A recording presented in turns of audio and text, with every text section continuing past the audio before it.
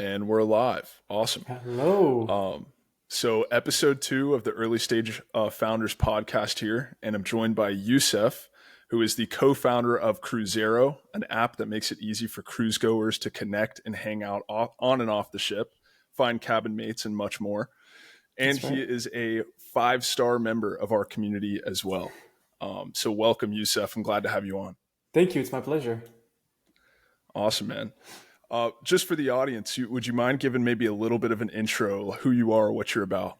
Sure, absolutely. So I was born and raised in Morocco, grew up there and went to school at an American school, which is how I learned English. When I turned 18, I moved to the Netherlands, where I'm currently based in Amsterdam, did my bachelor's degree there in hospitality management. And then after that, decided that I was actually interested more in the tech side. So went and worked at a crypto company that was really focused on fintech and yeah, just generally the crypto space. And then at the same time, I was doing a computer science degree, and that lasted about a year and a half. And after that, then I decided to go and work in the tech side of the company that I was working in. Eventually, left that company and joined another one. And then a few months later, decided I was ready to start my own company, and here we are right now. That's awesome, man. Yeah, That's cool. So from Morocco to the Netherlands, that's that's right. pretty cool. Yeah, yeah, What's yeah. that all about?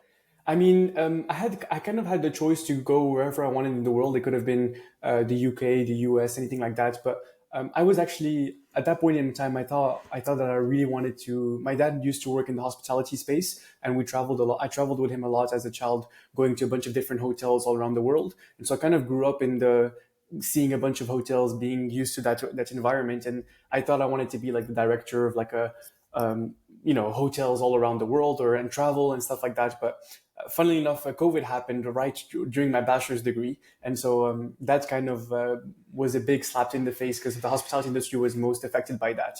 And but yeah, I initially went to the Netherlands because they had one of the best hospitality schools in the world there. So I thought I wanted to learn here, and it was also going to be a very new experience. In the Netherlands, everybody speaks English here as well. Gotcha. Okay, very cool. I didn't know that. Yeah. How have you found it so far, the Netherlands? Honestly, it's amazing. I've been here for 6 years. I'm actually next week. I'm picking up my Dutch citizenship, so I'll be a Dutch citizen and have my Dutch passport very soon.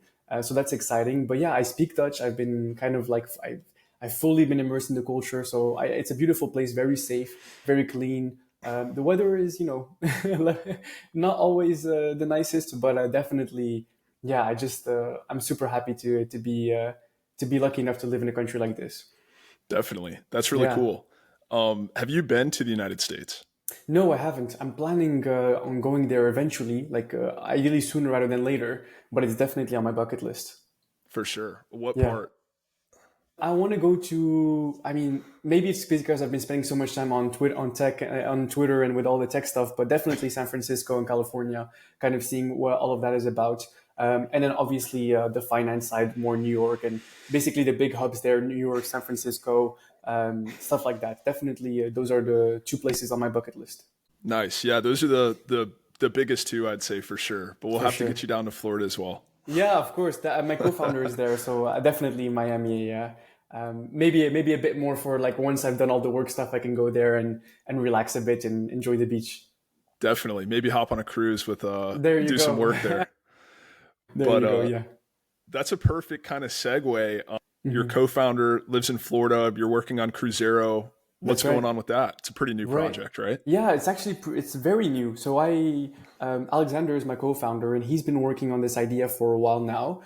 He basically came up with the idea for the app because he was traveling with his girlfriend on a cruise, and he wanted to meet other couples so that they could go and do activities together. But just generally speaking, he's a big fan of cruising, and he's been cruising. I think he's been on like dozens of cruises by now. Ever since he was a child, he's been going on them, and so it's a big passion of his. And I've actually never been on a cruise myself, but what happened was that he reached out to me after I started like documenting my journey, building a startup and trying a bunch of different things. And he actually saw one of my YouTube videos, which was called "Google Killed My Startup," which is a very clickbaity title. I'm proud of that one. But he reached out to me and he was like, "Hey man, like I like your enthusiasm, your energy a lot.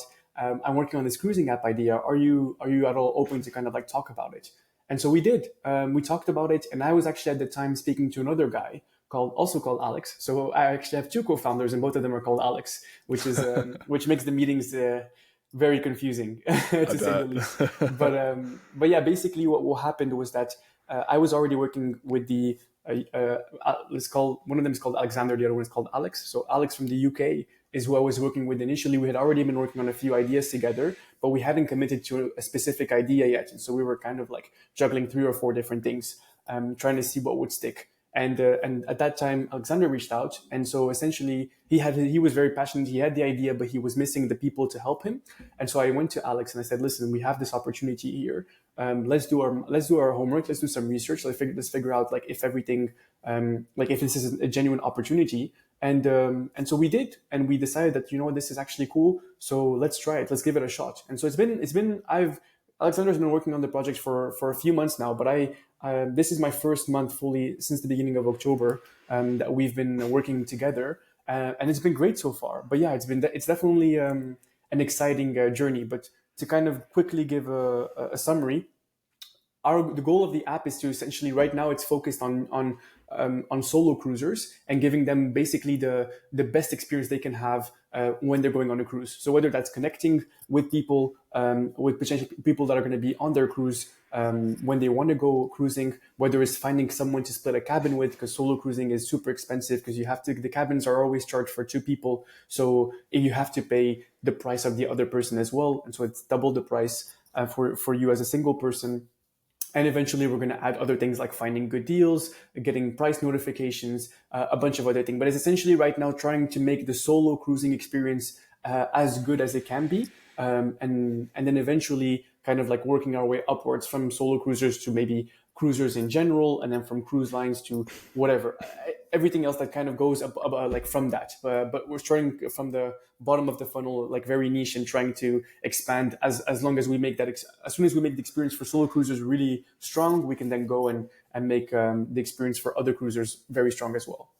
That's awesome. Yeah, and that's definitely the right way to do it, right? You guys found a really, really niche problem. You made a solution for it. And once you've sort of dominated that market, if you will, that little niche market, you can start to expand as well. Exactly. Yeah. Very, very cool. I know from working with you in the community that you've had some huge wins really, really early on. Tell us a little bit about that.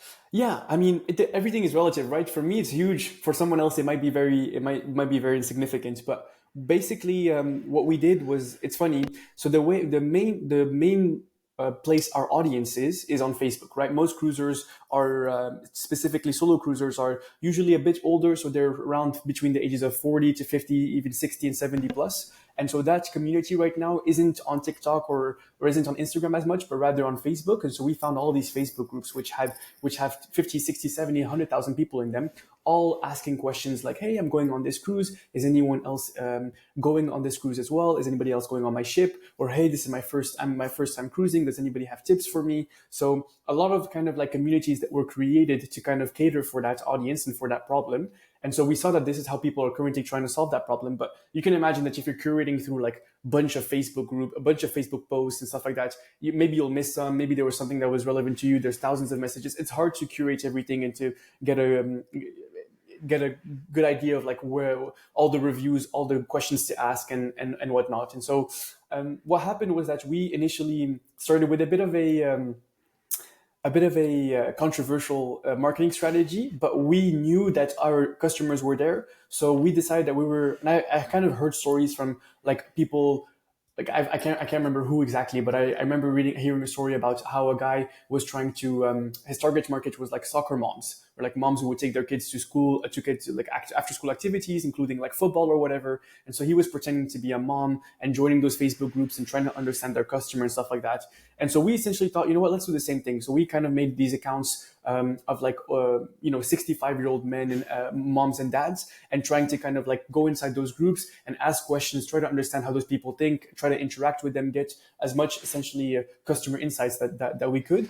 And that worked like decently well in the first, I want to say 2 days of us kind of like infiltrating these groups and kind of after building the landing page and dropping a few messages saying, hey, I heard about this app. Are you? This might be helpful for us as a community.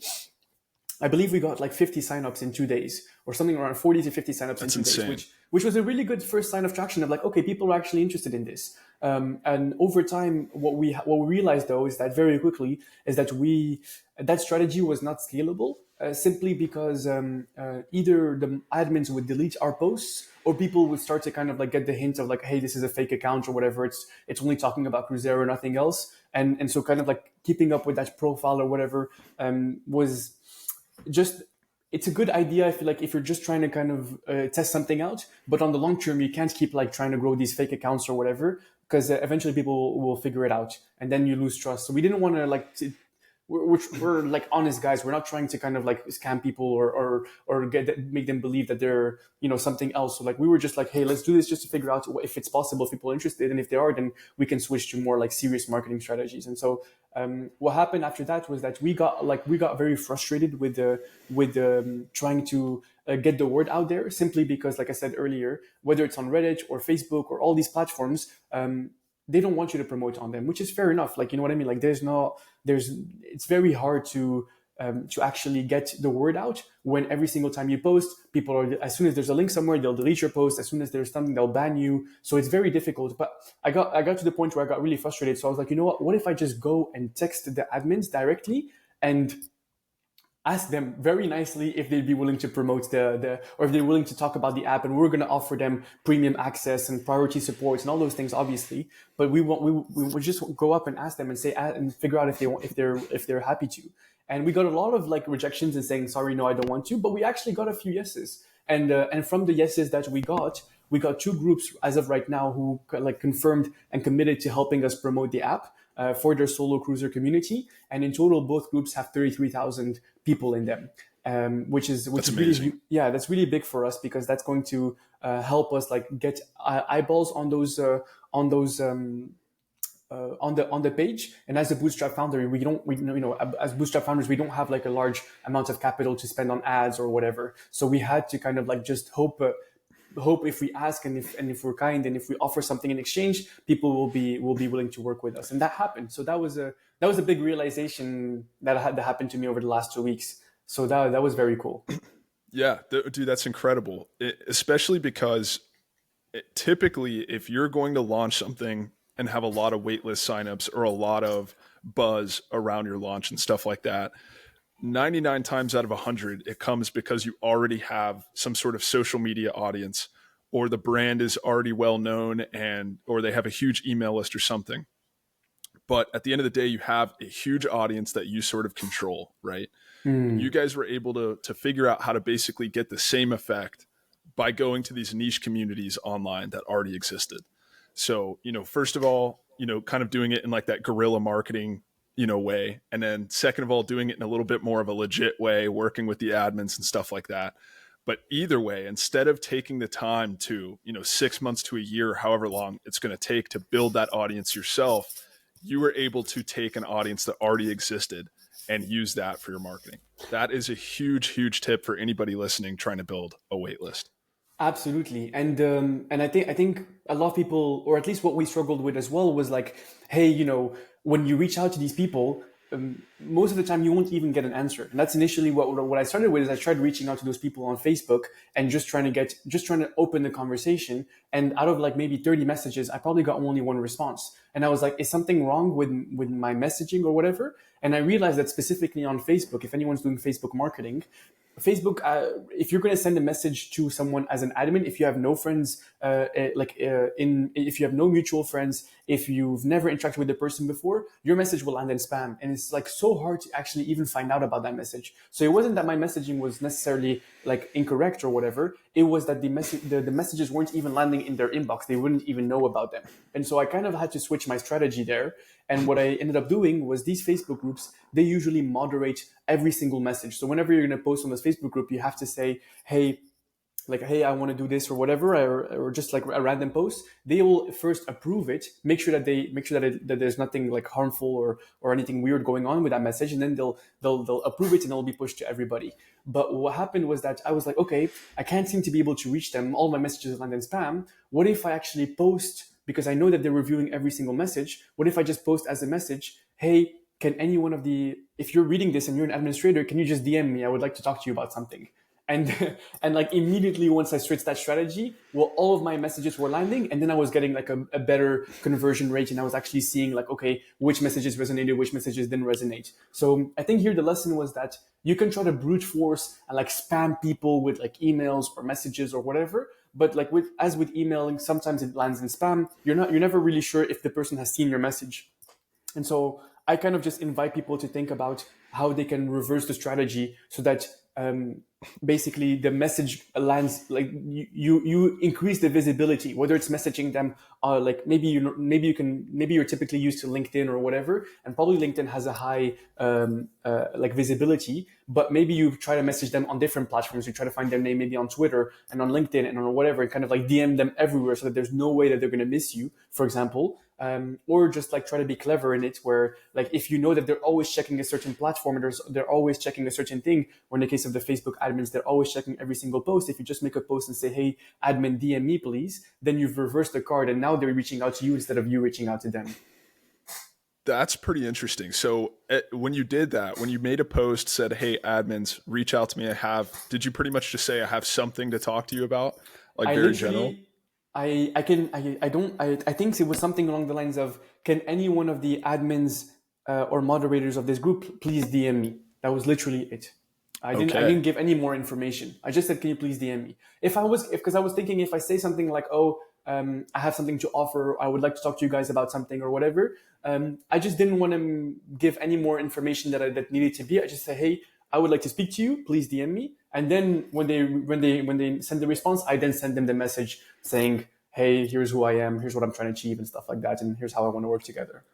Okay, so you're kind of just pulling on the curiosity. Hey, that's right. Just reach out to me. I have something to talk to you about. That's right. How did that go? How were the responses usually? People reached out to you that were just like, what's up? What did you get?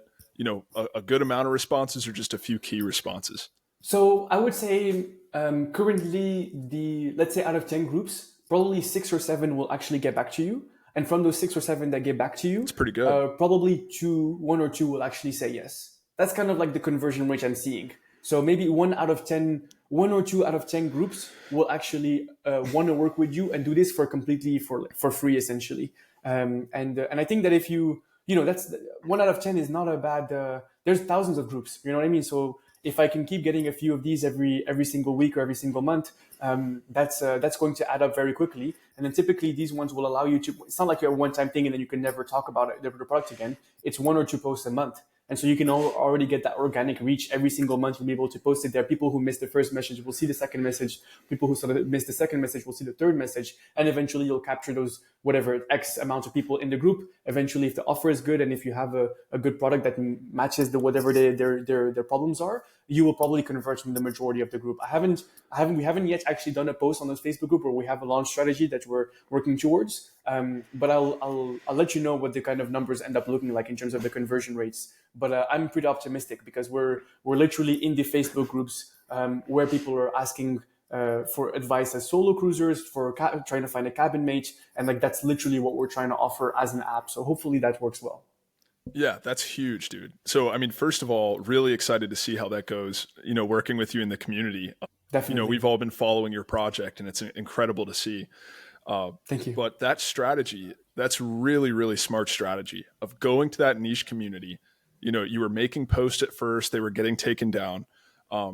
Even a lot of people use Reddit and stuff like that to try to find those subreddits for their potential customers. You say something sort of direct and then you get, blocked, banned, the thing gets taken down, whatever the case. You found a way to sort of circumvent that with these very similar to Reddit kind of communities on Facebook. I think that's huge for people. And of course, something to point out is that that's 100% free. Like you don't even have to get an automation tool to reach out to people, anything like that. If you can find these niche communities, you can get in touch with these admins. You can work out deals to start, advertising or posting about your wait list or your offer or whatever within the community for free. That is such an excellent early growth strategy. Definitely. And thank you. And also for Reddit, we struggle with Reddit a bit more than with Facebook, because with Reddit, what happened was that we kind of found a way to hack Reddit but the Reddit community is, I feel, a lot more ruthless. And I think you have also experiences with this, Avery, yourself. But the Reddit community is a lot ruthless when it comes to promotions and ads and stuff like that. But we kind of came up with a slightly different strategy for Reddit, which I'm happy to share with the community as well. Which is essentially what we did was we would go and make an engaging or sort of not necessarily provocative, but just an engaging post, whatever it could be. Like we're asking a question to the community, we're asking something that we know is going to get a lot of comments, a lot of upvotes, and just a lot of traction, generally speaking. And or at least we hope so. And we keep doing that until we start seeing that one of them is actually hitting the it's starting to grow. It's starting to kind of like get some heat. So once we post something and we notice that post has actually gathered a lot of engagement, what we'll do then is that we'll wait for like a certain amount of time, however much time we need to see, until like we get maybe 5, 10, 15, 20, 30,000 views on it. And we can tell that it's going to keep growing over time, especially in the first like 5 to 6 hours. Then what we'll do is we'll ask a question, knowing that afterwards, after a few hours, we're going to either we're gonna edit the original post, because you can edit your original post on Reddit, and then plug the app that we're trying to promote in some very, let's say, smooth and natural way. So let me give you an example. So what we did was that we got the first post. There was nothing mentioning Cruzero at all. I think we asked something along the lines of like, what type of cruiser are you? Or we asked something like, what was it again? It was, what do you guys? Oh, I think it was something along the lines of like, what do you guys? How do you guys meet people on board? Or like, how do you guys meet? This was in the cruise subreddit. It was like, how do you guys meet people on board? Or how do you something along those lines of like trying to ask a question about how ideally probably solo cruisers end up meeting other people on board, kind of like acting like we're a bit like self-conscious, we're not really sure, kind of stuff that we've heard already our customers mention as like problems, or like, hey, this is my first time cruising, I don't really know how to meet people, is it going to be a social event or whatever. So kind of like asking for tips. We started getting a lot of traction on that post, people commenting, saying, hey, you should go into Facebook groups, you should go do this, you should go do that. And then eventually what happened was that once we got to, I think it was like 90,000 views, that's when we got to, when we made the edit. We made the edit at around 90,000 views, and like whatever, a couple dozen comments. And we put the edit that said, oh, thank you guys so much for the advice. Thank you guys so much for everything that you've shared. I actually did some research and I found out about this app called Cruzero, right? And this actually is helping me. This app actually helps me find out about all this stuff and whatnot. And so that plug was actually super, I would say, like, it feels authentic, because it seems like the OP actually had a genuine question. And if you want to play it even smarter, you actually get like your co-founder or someone else to comment on that post and say, hey, you should probably check out Cruzero. And then in the edit say, hey, I saw someone in the comments post about this app called Cruzero. I checked it out. It seems pretty interesting. I'm going to use this instead. And so that way it's like, oh, someone plugged their app, the OP saw the comments, decided to put the edit, and they're plugging that. And so that's why we're, and if you read the thread or if you see this, it doesn't seem like this was like an intentional promo at all. But behind the scenes, this was all kind of planned and whatnot. And I don't know if this is really like, I don't know. I think as a founder and as a marketeer, you kind of have to come up with creative ways. I don't think people, like, especially if you're trying to help them solve that problem, you just have to be, it's almost like trying just to kind of find creative ways to get the message across, because it's not like it's like a harmful thing, or we're trying to kind of like do something that's going to hurt them. If anything, it can only benefit them. But it's just about trying to come up with creative ways, and yeah, that was something that worked. And eventually, like, I think that actual post got like 270,000 views or something, like some insane number like that. And we got I don't know by the exact numbers, but I think it was like 50 to 100 people actually clicked on the link. So that's awesome. Yeah, I mean the numbers, like if from 270,000 views for like 50 to 100 people to actually click on the link is a very small percentage. But that being said, you're just getting like a lot of eyeballs on the app, and so that was super useful. And I think we got like 30 or 40 signups just from that. For sure, and it's still a free growth hacking strategy. That's right. But I mean, we talk about guerrilla marketing in the community a lot, dude. I would call that like insurgency marketing. that is like, I mean, it's a super, super creative strategy. You know how I do Reddit as well. I do it That's right. extremely, you try to find these clever ways to kind of like Yeah, sneak in your offer or whatever, or something like that. But that's awesome, dude. It worked. 50 to 100 people or whatever for one post. That's something, again, that's right. 100% free. And for people starting out, 50 to 100 people is a ton. Like, we're not talking about 5 years down the line when you have to sustain this big corporation. We're talking about just getting started. Those numbers are huge. I think especially if you're offering like we're in the B2C space, so like those numbers are good, but like we need to get like because our app is based on like having network effects and every single other person joining the app is going to make the experience better. Like we need thousands of people to obviously have the app being like relatively useful. But you can imagine that in the B2B space, you just need to close one or two customers to kind of like start getting the ball rolling. And you can imagine that if you were to do something like this and get like your first 50 to 100 people to sign up to your B2B offering, maybe only a few of them actually end up converting into paying customers. But this can really, if you're in the B2B space, like these types of like growth hacks that can just get you to like your first 100 people or whatever to actually click on the app and click on the website and see the landing page and eventually decide if they're going to convert or not. I think that's huge, and I think that can really change the play for you. So I know that if I were to do a next project in the B2B space, these types of strategies are going to mean a lot more to me as a kind of like a solo founder or like a founder with just a few other co-founders than when you're playing a B2C space, in the B2C space, sorry, where you have to kind of like get mass adoption or mass amount of consumers. So we definitely think like those strategies are kind of like getting us our first few users, but I think that those are a lot more stronger in the B2B space, and in the BTC space, we have to get even more creative to get like mass virality because we need like thousands of people to actually go on our website, not a few hundred. Yeah, absolutely. And it's brick by brick as well. Like, you've been doing sort of the marketing for this and doing these growth hacking techniques and stuff for That's Cruzero right. for what, 30 days maybe? More or less, yeah. Right. So 50 to 100, 50 here, 100 there, 50. That's in a month you're driving maybe 1,000 and stuff, and that's helping it get off the ground. That's right. But yeah, like you're saying for B2B, imagine sending 50 to 100 people to your lead magnet, right? Which maybe has a 10 to 15% conversion rate at the end of the lead magnet. That's That's right. huge, man. That's massive. Yeah. And it's a fantastic strategy. But one thing I wanted to ask you about for these Reddit posts, Yeah. because I have sort of my own formula for Reddit that I'll share as well. But what's your key to making these Reddit posts go viral like that? You mentioned upwards of 100,000 views. That's Yeah. fantastic for Reddit.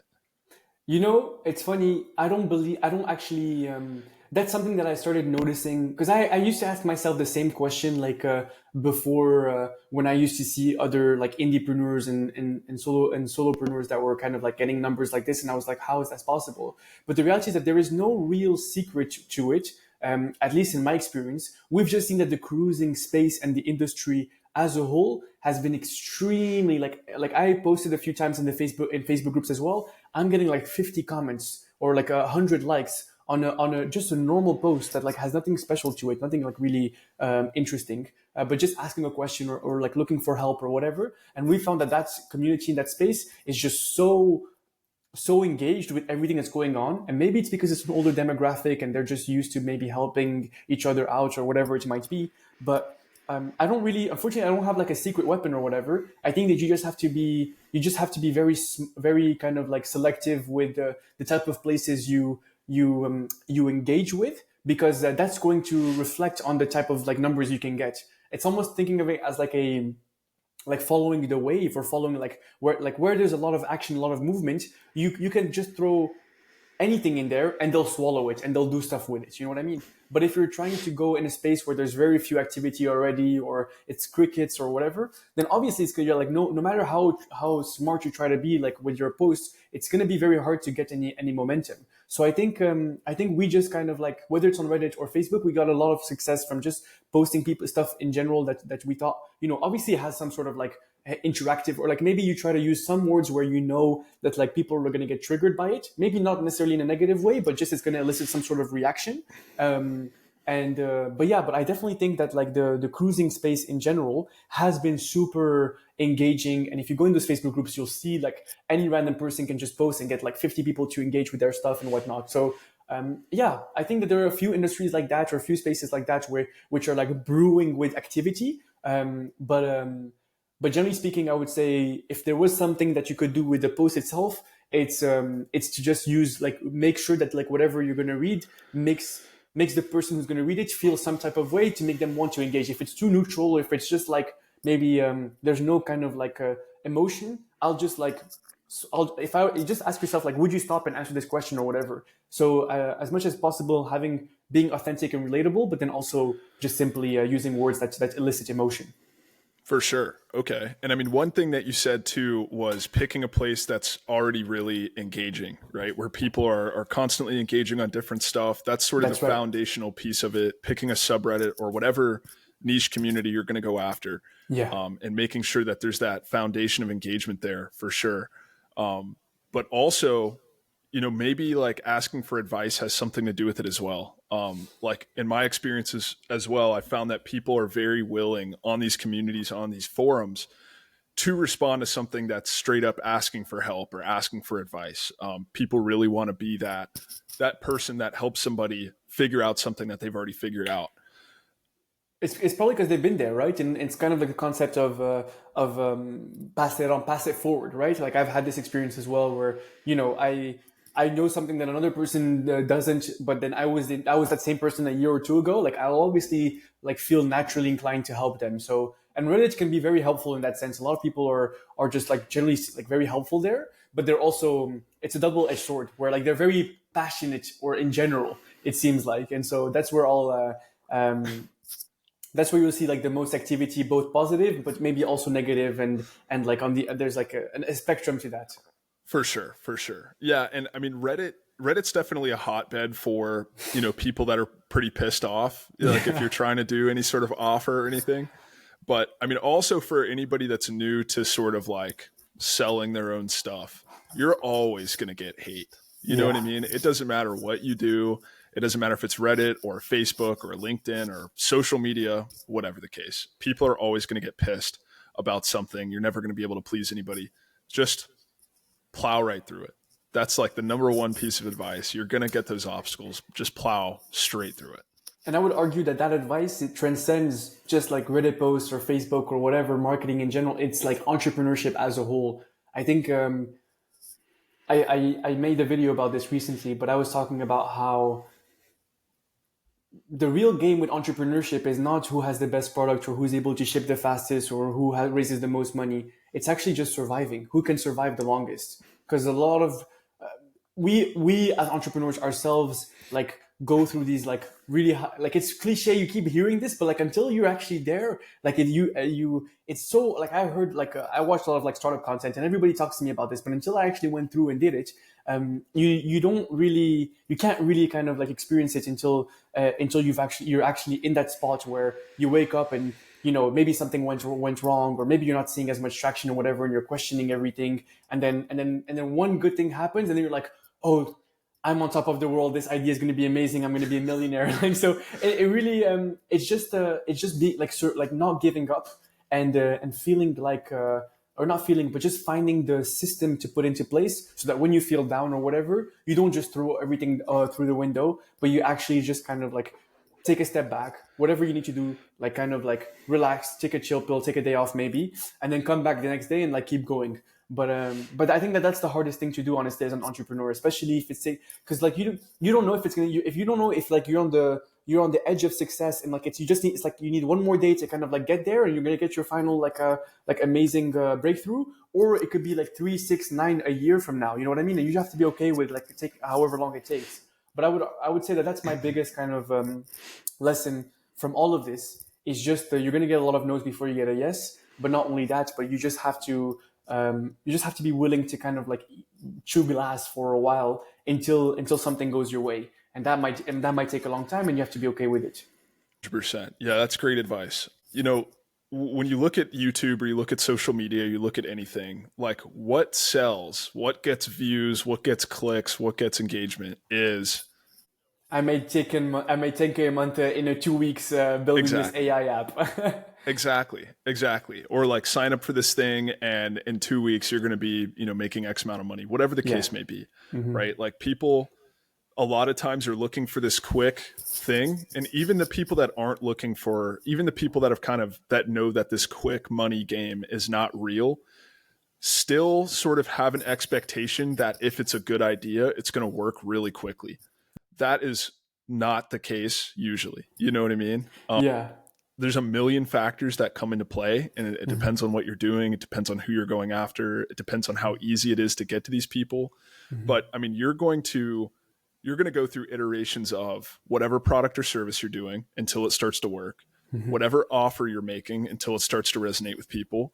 You're going to go through the pricing until that starts to make sense with people and starts to make sense with you. Mm-hmm. It is very much a brick by brick. You're sort of building this house by yourself or with another person, inch by inch, brick by brick the entire time. And That's if you right. push out that time horizon, if you say, okay, I believe in this project and I think it's going to provide value to whoever, I think that it's going to be a good idea and people are going to like it, and I think I can make it work, give yourself a year at least. You know what I mean? To go through those iterations, to try things out, to get the no's, to get the rejection, to learn from it, to make it better, and start to see progress. And Absolutely. you also mentioned like sort of relishing those little wins, dude. That's so important. Like when somebody responds to your DM and says, "This sounds cool, tell me more." Like Yeah. that's not a customer yet, but as a early stage founder, like you should be jumping up and down in your room. That is a huge 100%. win in the beginning. 100%. You know, 100%. Yeah. wait lists, anything like that. Having anybody positively interact with you or your stuff is a massive win. But that's great advice, man. I totally agree. Absolutely. No, not much to add to that. You phrased it quite well. Awesome, dude. Well, hey, so you're working on Cruzero right now. You guys are, I mean, it's kind of a few months in the making, but you really started pushing it in the last few months. Like, what's next? Do you have a launch day that you kind of want to announce or anything like that? Yeah, so we actually had committed to launching tomorrow, which is November 1st. We're probably not going to make November 1st, but we're probably going to make the first week of November at some point. Okay. If not at the very latest, the second week. So we're talking about like 2 weeks from now at the very top, at the very most.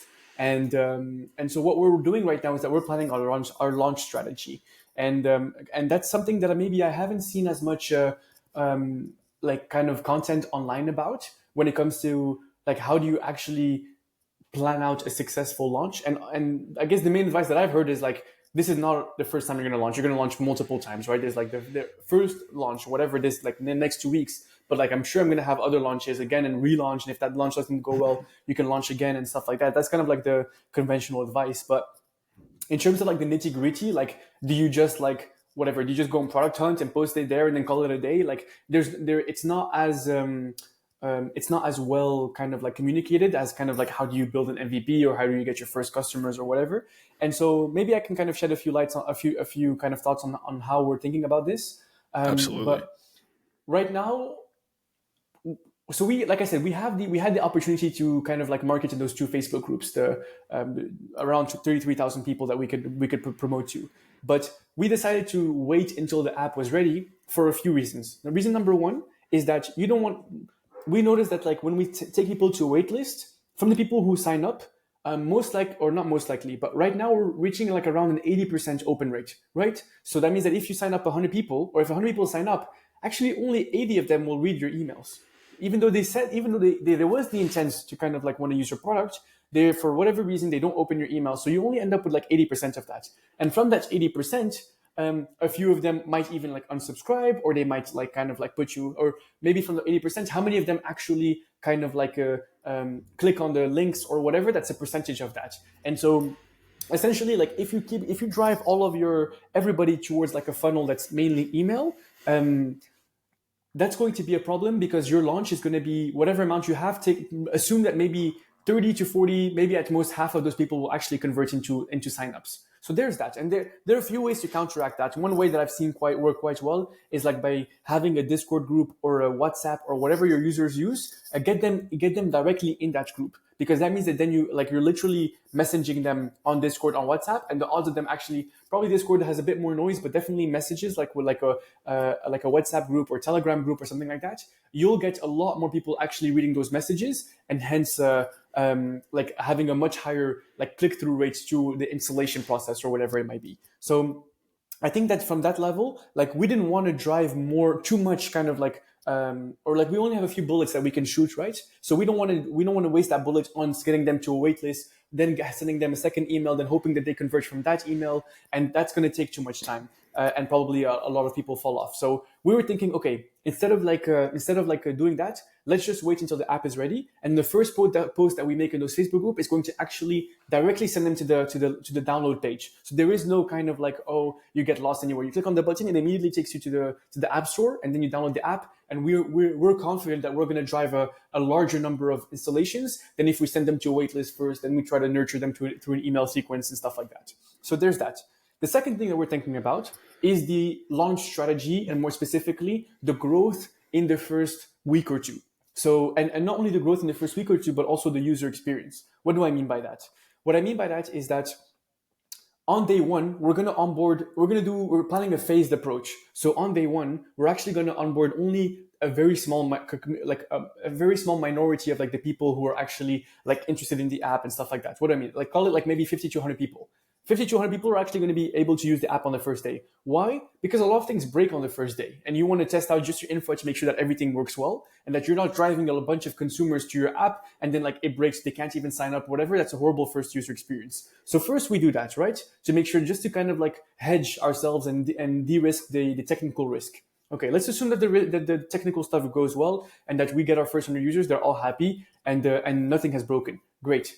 Now, the next day, or whatever, X amount of time after, probably like a day or two afterwards, we're then going to start with whatever the smallest group is, whatever Facebook group that we have like acquired. So there's two of them. There's one with 25K, the other one with 8K. But let's say we get a third one with 4K. We're going to start with the small one, the 4K one, and we're going to post in that one. And the reason why we want to post on the 4K one before we post on 25K one is because we want the growth curve to look like this. We don't want the growth curve to look like this, right? We don't want a lot of users to sign up and then fewer and fewer users to sign up every single day. We want a small amount, and then more, the hockey stick growth. But it's not just for like it's not just for the sake of like looking at a nice graph. It's because from a user perspective, you've downloaded the app on the first day. Maybe you saw that there were like whatever, a couple hundred profiles on there. Okay, that's fine, but nothing special. You kind of like swipe through all the profiles. You see people, maybe you're messaging a few people, and then whatever, you put your phone down. The next day, we post the message, whatever. Maybe in that Facebook group, we get like whatever, 1,000 people that sign up. And then we can send a notification to you and say, hey, Avery, there are 1,000 new people who joined the group, the app today. Go check them out. And so you as a user are like seeing this app that only had 100 users yesterday. Now they have 1,000 users. And so you're like, oh, wow, this app is really growing a lot. I should probably keep using it. And we're getting you to come back to the app on the second day. And the more often you get the user to come to build that habit of going to the app every single day, the more kind of like willing they're going to be able to build that kind of like what do you call it? Like a muscle memory almost, to go and check out the app on a regular basis, like a week or two from now. And so the point is that if you start off with that 4K group, maybe a couple hundred people join from that, you send that notification. The second day, the 8K group one, you post in that one. And now, whatever, you get an additional 500 or 1,000 or 2,000 people. And then the third day, you get to the 25K group, and then you post in that one, and maybe you get 2 or 3 or 4 or 5,000 people on it. So every single day, progressively, you've gotten the app to grow in its user base. Every single day, you're sending notifications to people saying, hey, there are X 100 new or X thousand new members to view, to kind of like communicate with or whatever. The user is continuously coming back to the app. The user is also continuously having a better and better experience because they have more and more profiles to look at. And so generally speaking, you're creating a very hyped and a very strong launch that is mainly like giving positive feedback loops essentially. And so that's kind of like how we're thinking about it. And hopefully that goes well. But yeah, that's kind of like the high level strategy of like how we're planning the first like week or two to go. And then after that, we're hoping to kind of like implement some viral mechanics, and not only viral mechanics, but also shipping. Like if like there are some few features that we're actively postponing so that not only is the user coming back to new users, new people on the app, but they're also coming to new features. And so we've built certain features right now that we're not going to launch, even though they're technically ready for launch. We won't launch until like a week after, just to kind of be like, oh wow, they shipped a new feature already. Oh wow, there are 100 new users already. Oh wow, this and that. And I'm coming back to the app every single day. There's always a reason for me to come back. And so that way you really build a certain sense of like growth and community and like positive feelings that I think can kind of like create that initial momentum that you need to kind of grow the app and get a large customer base. Yeah, absolutely. So you're taking a few, so you have your waitlist users, you get them on board, and then over time, as you add people, they always have a reason to come back. They start to build the habit, and they see the app growing rapidly right in front of them. That's right. And becoming bigger and bigger. And they sort of say to themselves, okay, this is something that's pretty legit. Right. I think what's really cool about this too is you have like, so every user's there to go on a cruise, right? That's one thing that you can count on, whether That's they're right. already booked it or they're looking to book it or whatever the case may be. Indeed. Yeah. They have sort of an event to look forward to that, you know, you guys are positioning your app to be a part of as well, and to enhance that experience and to enhance the excitement before they even go on the cruise as well. That's right. That is what I think is really cool, you know, because totally different game with like B2B SaaS or something where it's just strictly a utility and you're just trying to get people to use it every single day, Monday through Friday. This is something that you can actually lean on the excitement of the event that they're going on, add to the excitement and become a part of that experience and build hype for it and sort of use that to keep them engaged as well. Dude, I couldn't be more excited for your launch, to be honest, because I really want to see this stuff start to manifest and become real. It's really exciting. Yeah, and we're doing some stuff like around that, which is like we have like a countdown feature, which is like showing you how many days left until you have until your cruise, and you can share that online and stuff like that to kind of like add to that excitement as well. And we were gonna have like profiles where you can essentially like link the like, you know how you have a Tinder profile, but like I have to be on Tinder to actually see your profile. We want to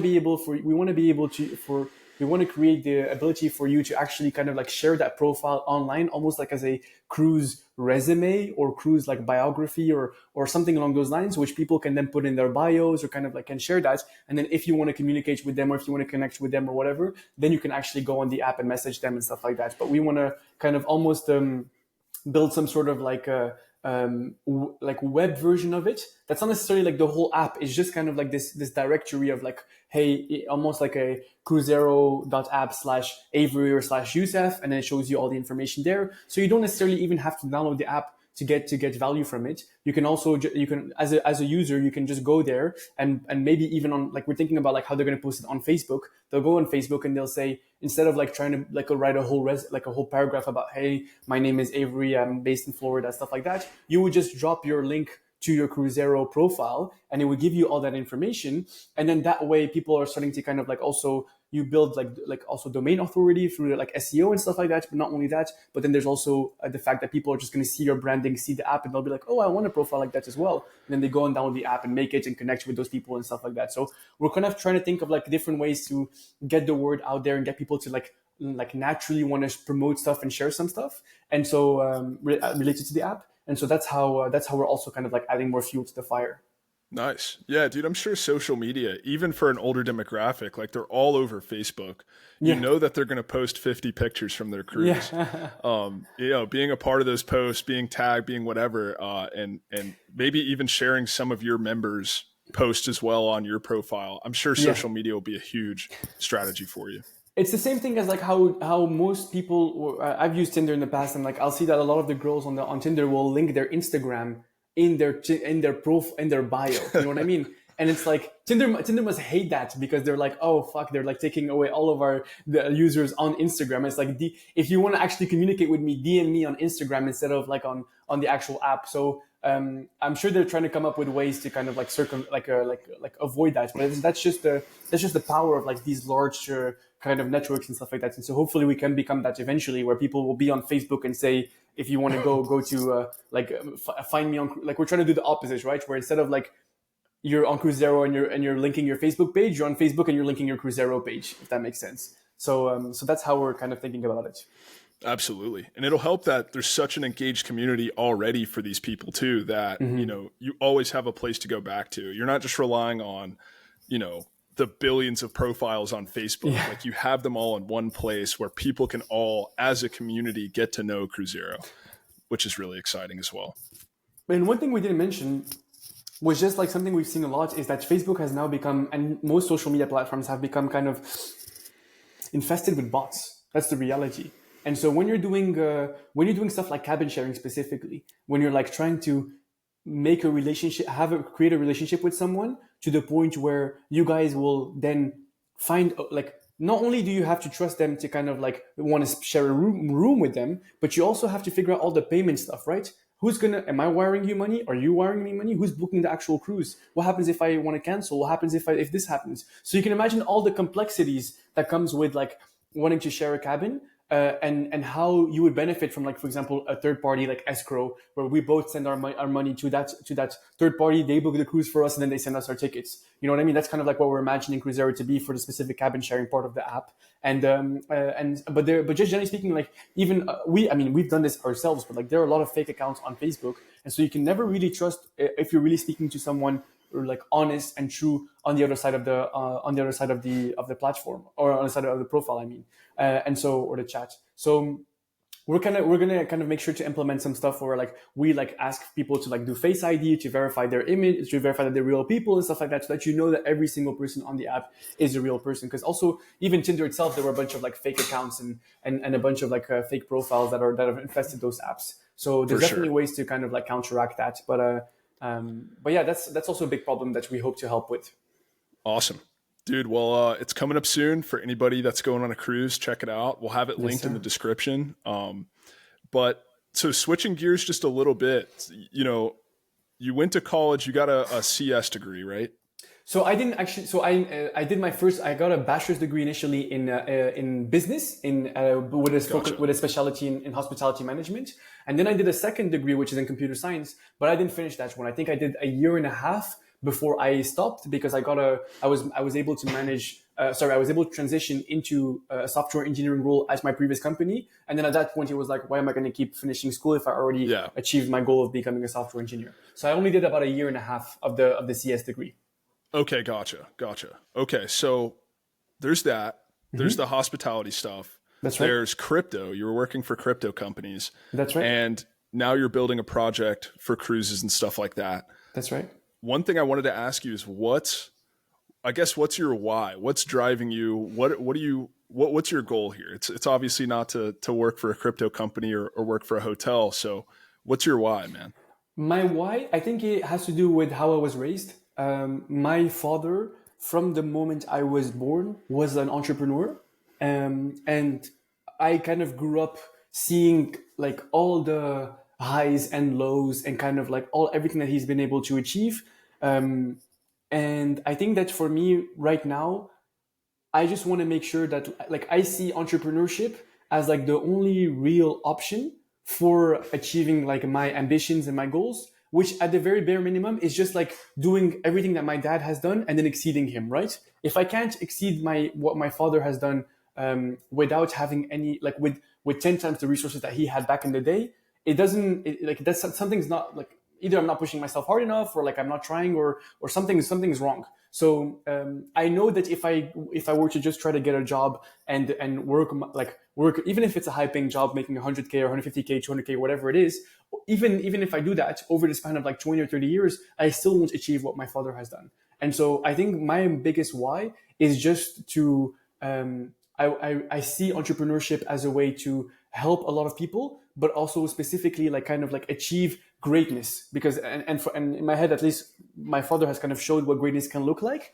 And so whether that's through however that ends up like happening, I just see that as like in my head the only route. And I also think that there are different ways of going about it, but at least for me, just having grown in that world, my father always kind of like pushing me to be entrepreneurial, do stuff that I would go outside of my comfort zone, stuff like that. It just created that like fire in me that like I can't do anything. Nothing else feels right, I guess. It's just like, it's almost like I was talking to my brother about this recently, but some people, like, when you're doing something, you know if it feels right or it feels wrong, or if it doesn't feel exactly like where it doesn't feel exactly like the way it needs to feel, or like for you to be like fully satisfied. And I think it has to do just with like a gut feeling or whatever. But like whenever I was working at a company, even though I had great experiences at startups and stuff like that, something still wasn't there. Like there was still something that was missing. And it's only when I actually took the step to go and go on my own did it start to feel like, okay, I'm on the path that I'm supposed to be on. So it's almost like, I don't know, it might have been just years of like being indoctrinated by my parents and stuff like that regarding this, or it might be something that I was born with or whatever it might be. But just I think that's the main thing that drives me. That being said, I will say that I don't believe that entrepreneurship is I believe there are millions of ways to be entrepreneurial without necessarily having to start your own company. Because when I actually really think about it, I think it's a lot about being surrounded by like working on really hard problems and creating something that can help millions of people, but also being surrounded by the right environment. Like if you're in a company and you're in a startup or whatever, and you're surrounded by a bunch of people who are like trying to achieve a certain goal or whatever, like let's go with some very cliche example, but let's say you're working at SpaceX or Neuralink or whatever, and you're trying to kind of like make the human civilization an interplanetary species and stuff like that, then I think that like that problem in itself and being surrounded by that environment can be like enough like drive to kind of like keep you going and stuff like that, and make you feel like there's like you're greater than yourself. But I think so. There's definitely ways to be entrepreneurial. You don't necessarily have to be the founder to actually feel like you're part of something and you're being entrepreneurial. But at least for me right now, this seems like this is the closest I can get to kind of like feeling that way. And who knows if that changes in the future? But at least right now, that's kind of like where my head is at. Absolutely. Yeah. Well, I think a lot of people work really well with like a roadmap. You know what I mean? And what I mean by that is, there's a number one, there's a guy that's sort of the main guy, right? Came up with the idea, has worked his tail off to get it to where it's at. You know what I mean? Has gone through all of the sort of dread and despair of building your own project. Mm-hmm. And a lot of people work well coming into that situation at that point that it's already something. Right. And have like very aggressive goals and have challenges that they need to overcome to take it to the next step. Yeah. And I think that's kind of what you're describing with people that, with your SpaceX example. I think there's a lot of people that thrive in that environment, and they're very ambitious people. They're very, very smart people, oftentimes smarter than the founder of what I've seen, right? Yeah. They're 100% necessary for these companies to be anything, right? Right. And there's some people that just have to build their own thing. Yeah. They have to, right? And there's no other option. I'm kind of one of those people. It seems like you're one of those people. And I think most founders are one of those people where it's like, there's no other way. Maybe you do stuff to kind of get by in the meantime, or you build your experience working at companies, but it's like, hey, the end all be all, the end goal, I must work on my own project.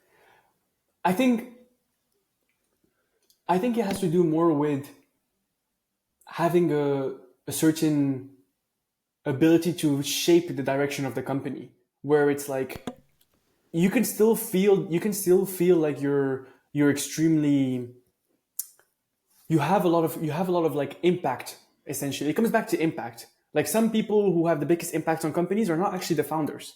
You know what I mean? And so for sure. I think that that as long as you can shape, like especially in those like old companies where there's like one engineer who knows the code base because it's written in like some really like antiquated like language that no one else knows how to write, and he's like, if he leaves, like the whole company is completely is in despair. So I think that as long as you have an impact and that you feel like your voice is heard, that you can shape the way the company, and if you say something, then you can actually take the direction and you're taken seriously and stuff like that. I think that's also very compelling. I think that I'm definitely able to kind of like cater to both worlds. I'm very happy to kind of like step up and take the lead if there's no one else who can do it. But I'm also very kind of like able to be like a second in command, or like someone who like the right hand or whatever, where like if someone has a clear direction but then needs support, needs whatever, then coming in as like, I don't know. I think it kind of goes back to like ego or whatever. I don't necessarily have a big ego. I don't mind being a co-founder or a founding engineer or founding whatever marketeer or whatever. Like I don't really care as long as I feel like my voice is almost like as close to being a co-founder as possible. And so that's why, I mean, because with Cruzero, like it wasn't my idea, right? It wasn't my project. Technically, Alexander is the one who came up with the idea and everything. But he's kind of come in and said to me, like, listen, like you're gonna have as much of a voice as I do, and whether that's reflected not only through just like saying that, but also through like equity and financial aspects as well. That needs to be both sides. But I definitely think that like great leaders also know how to follow, I guess. And For it's sure. not necessarily like you need to be able to listen to, because like if you're a good leader, half the time you're just listening to your people, and to not only your people but your customers. And so I think that there is this sort of like this innate characteristic of just being able to kind of like take a step back and be like, okay, you know what? Maybe I don't know everything. Maybe I'm not the necessarily the best person to kind of like know what next decision to make. But I'm very good at collecting feedback, listening to others, hearing different perspectives, and then taking that decision. And I think that that's kind of like what a lot of the good CEOs and big leaders of companies are doing. They don't know anything. And like you said, there are people that are way smarter than them who are actually working underneath them. But they can listen and they can hear different voices, different perspectives, and then say, okay, I heard everything. Here's the final decision we're taking. For sure. And you mentioned good leaders are good followers too. Like at a lot of these massive corporations, right? The CEO is reporting to a board of directors. I You mean, know what I mean? yeah, So that's true. he's leading the company. He's leading, all the staff of the company and all of that Yeah. stuff. Or she. Right. Yeah. But at the end of the day, he's going into a room and taking orders from a group of people as well. That's and he right. can do that, and he can listen and check that ego and take direction as well. And yeah, I mean, even for a founder, if you're a solo founder or whatever, I mean, you work for your customers. That's how it works. It's not, there's really no room for ego, I think, when you want to come in here and be like, Mr. Tyrant guy or whatever. It's like at the end of the day, if you're not taking criticism from your customers, Yeah. listening to them with an open mind and making changes to the business and yourself as well, Yeah. then you're not going to get very far. So totally agree.